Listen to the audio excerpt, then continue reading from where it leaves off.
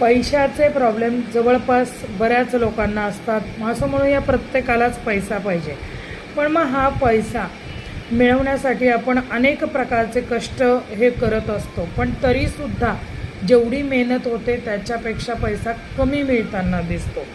मग अशा वेळेला एक उपाय सांगत आहे. हा उपाय तुम्हाला सोमवारी करायचा आहे.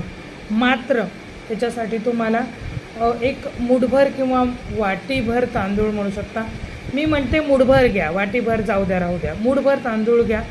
शक्यतो तांदूळ घेताना ते स्वच्छ धुवून घ्या आणि मग आधी धुवून घ्या आणि नंतर महालक्ष्मी मंत्राचा श्री महालक्ष्मी देव्ये नमो नमः सिंपल मंत्र आहे. या मंत्राचा 108 वेळा जप करा आणि मग तो जो तांदूळ आहे तो वाहत्या पाण्यामध्ये तो विसर्जन करा. बघा,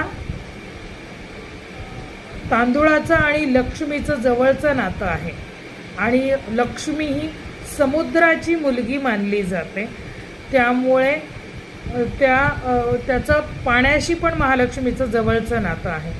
तर तुमच्याकडे नक्कीच जसं पाणी एका जागेवर म्हणतो ना आपण तसं थांबत नाही. पाण्याचा प्रवाह कसा असतो, भरपूर पाऊस पडत असल्यावर पाणी कसं वाहतं खळखळ खळखळ, तसा पैसासुद्धा व्यक्तीकडे खळाळणारा पैसा येतो.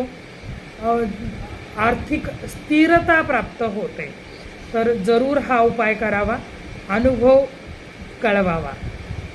जय भवानी, जय जगदंबा.